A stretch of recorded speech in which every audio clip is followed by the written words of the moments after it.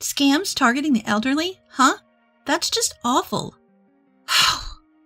I sighed as I watched the morning news before heading to work. What's got you sighing?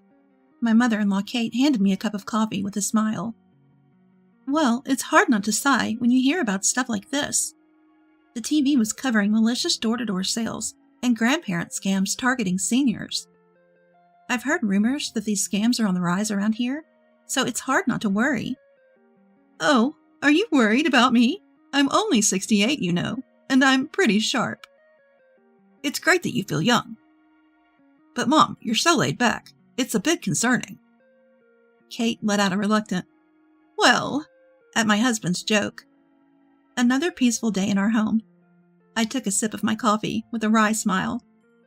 My name is Ellie. I'm 28. I've been married for 3 years. We moved in with my in-laws, Kate included, after my father-in-law passed away 2 years ago. I currently work at a part-time job at a local supermarket. I'm worried about leaving Mom alone in the house. Would you consider moving in with us, please? I was hesitant when my husband first asked me to move in, especially since I didn't know Kate very well at the time. But living with her has been great. She's kind and treats me like her own daughter. Plus, she's been a huge help around the house, which has been a lifesaver. We spend our time after work and on days off cooking together, and I've learned some cleaning tips from her. I've come to really love Kate. One day while working my usual part-time job, I started to feel unwell. I felt sluggish, maybe a bit feverish. My manager noticed and said, Ellie, you look pale. You can leave early today if you need to. Are you okay? I wonder if I caught a cold. Feeling guilty, I decided to take her up on the offer. I pushed my bike along as I headed home. Kate will be surprised to see me home at this hour. If I tell her I left work early because I'm not feeling well, she'll worry. I can easily imagine Kate fussing over me.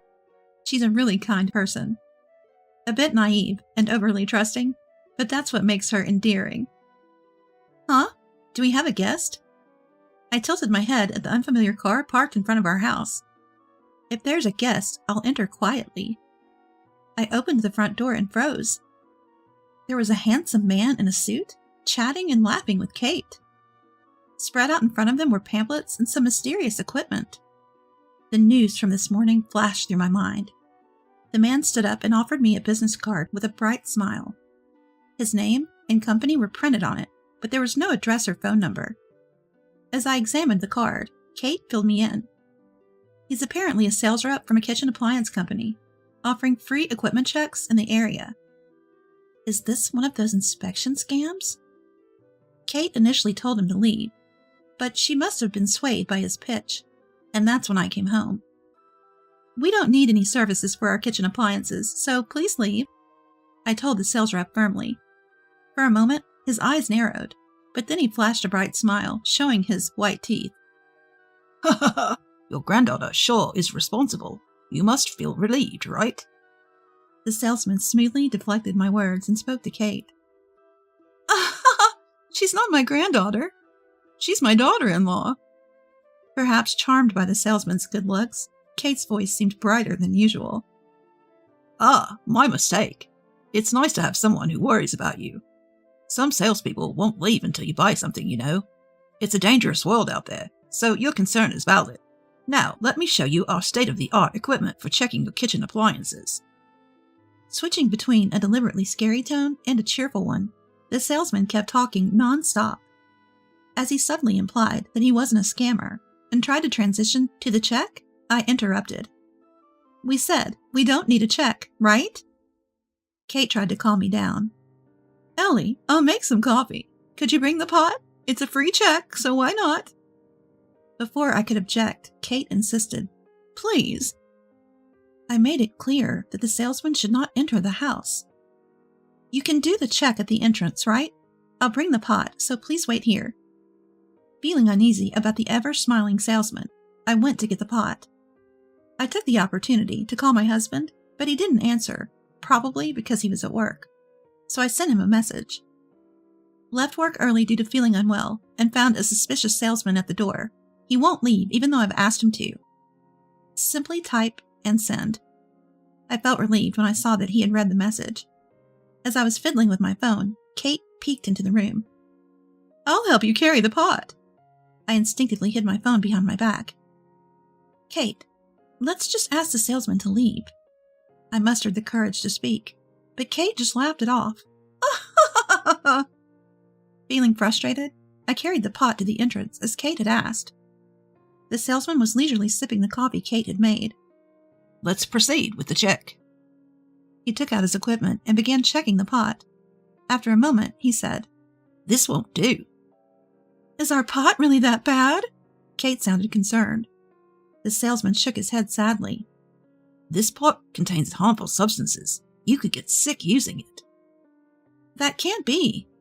Before I could finish, the salesman smirked. "Many cheap pots are like this. You might have kids someday.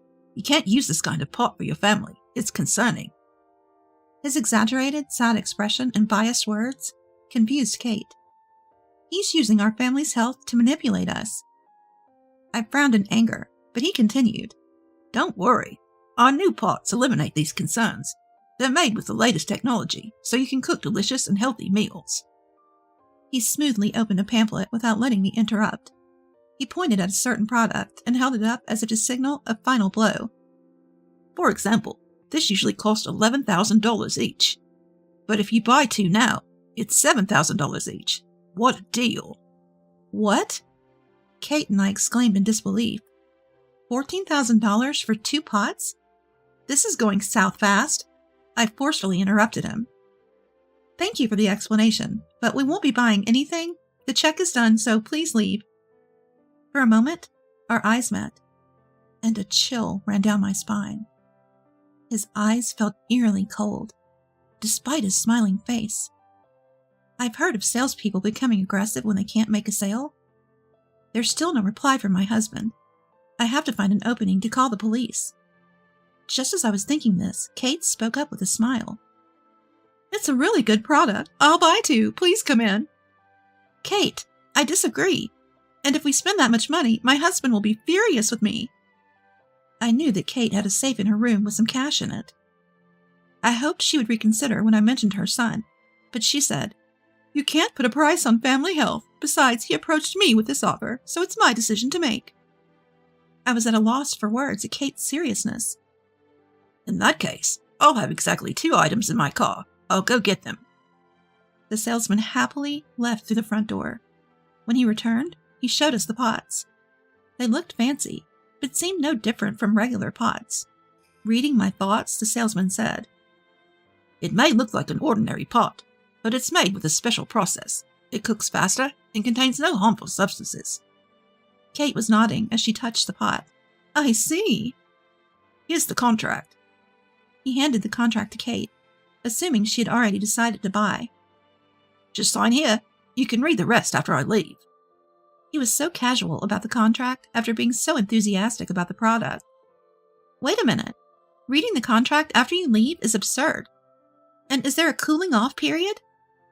The salesman smirked, as if mocking us. "Do you really want to hinder a decision made for your family's health?" He didn't answer my question. I should have researched the cooling off period more thoroughly. Oh, already. If this is the case, I should have looked into it. It's a system I've heard a lot about, but I realized that it's meaningless if I don't properly understand it. Maybe I should really report this. There's still no word from my husband, and even if Kate gets mad at me, I have no other choice. As I was thinking this, Kate spoke. "It's funny. I never said I decided to buy. I said I'd buy it if it's really good." Her usual smile was gone, and she was staring sharply at the salesman. "What?" The salesman was stunned. "Kate, I thought you were all set to buy." "Ah!" Kate laughed her usual laugh. Then she turned to the salesman. "Who do you think I am? My family has run a pawn shop in this town for generations. I worked there for a while, even after I got married. I developed an eye for quality. People around here know I'm a good appraiser, but this pot doesn't even need an appraisal." She pushed the pot towards the salesman. "This pot is barely worth $100. I bet everyone who bought this was fooled by your looks and smooth talk." I had heard that Kate's family owned a pawn shop in town, but I couldn't imagine her as an appraiser, given her usual gentle demeanor. I was recalling vague memories. Kate continued. I heard rumors about handsome, unscrupulous salesmen selling pots around here. I thought it might be you. The salesman angrily interrupted. What are you saying? Are you calling me a scammer? He was furious, and I instinctively moved to shield Kate. Just then, the front door opened. I'm home. My husband appeared in the living room. I got off work early today. Is this the kitchenware salesman? I nodded, and the salesman awkwardly handed my husband his business card. Here you go. What's this? Your business card only has the company name and your name. Shouldn't it also have the company's address and contact information?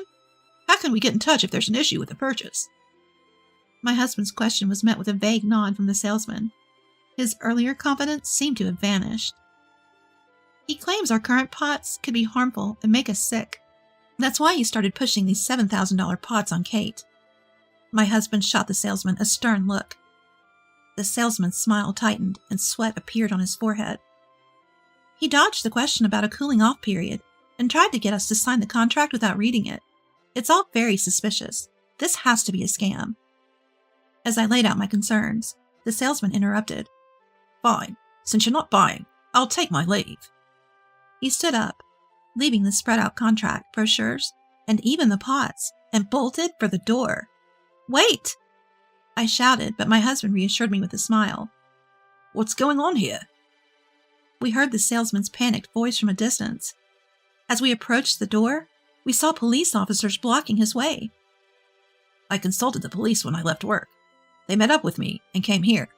I wasn't sure if it was a scam when I got Ellie's message, but if he won't leave when asked, that's a problem, especially with recent scam rumors.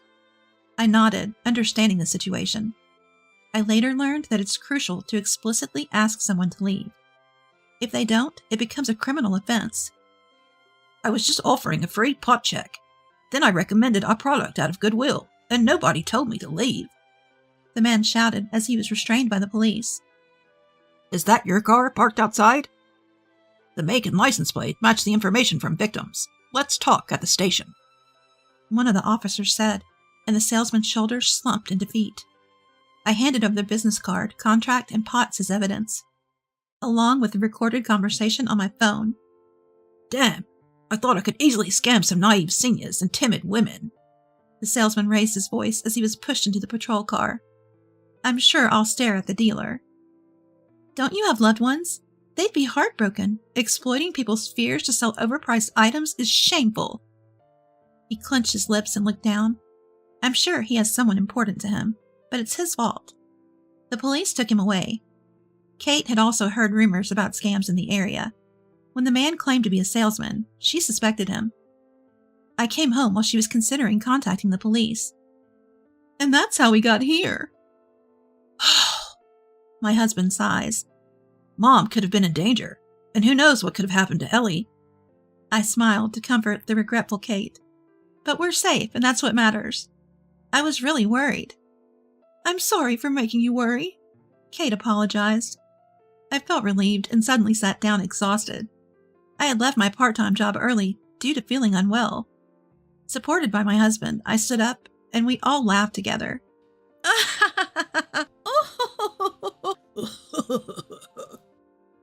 A few weeks later, we learned from the police that the man was indeed the scam artist rumored in the area.